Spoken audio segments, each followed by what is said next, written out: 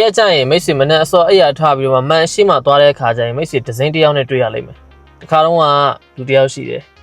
အဲ့လူကမနဲ့အစောအဲ့ရထားပြီးတော့မှယေရှုခန်းနဲ့သွားတယ်သွားပြီးတော့မှနေ့စဉ်နေ့တိုင်းအတိုင်းပဲအဲ့ရထားနေကြအတိုင်းပဲသူယေရှုခန်းနဲ့သွားပြီးတော့မှသူမှန်ကိုကြည့်လိုက်တယ်ကြည့်လိုက်တဲ့အခါကျတော့သူအရန်အံ့ဩသွားတယ်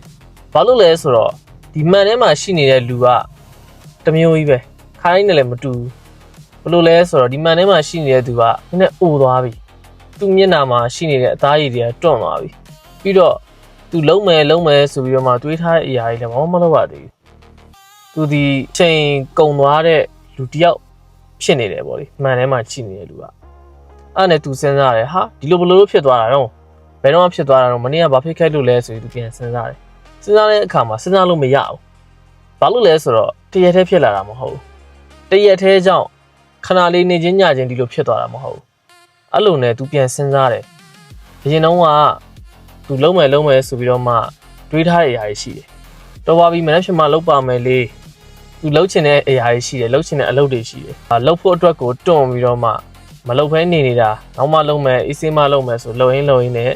အခုဘာမှမလှုပ်ပါသေးဘူး तू ဒီအချိန်လေးကုန်သွားပြီအဲ့လိုမှန်နဲ့ကြည့်ပြီးတော့မှ သူကိုသူကြည့်ပြီးတော့မှနောက်သားတွေရနေတယ်သူ့သူပြန်ပြီးတော့မှနားလဲသွားတယ်အော်ငါအခုလိုဖြစ်လာတာဒီနေချင်းညချင်းဖြစ်လာတာမဟုတ်ဘူးနေ့စဉ်နေ့တိုင်းငါဆုံးဖြတ်ခဲ့တဲ့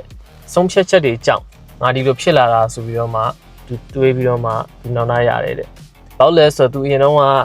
ဒီနေ့တနေ့ကိုငါဒီဟာလေးလှုပ်ချင်လိုက်တာဟိုဟာလေးလှုပ်ချင်လိုက်တာဆိုပြီးတော့မှမလှုပ်ဖဲနဲ့ချိန်ချင်းဆွဲပြီးတော့မှနေခဲ့တယ်တဲ့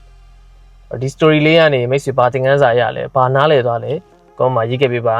မိတ်ဆွေအတွက်အကျိုးရှိရလို့ခံစားရတဲ့ဆိုရင်တခြားလူတွေလည်း share လုပ်ပေးလို့ရပါတယ်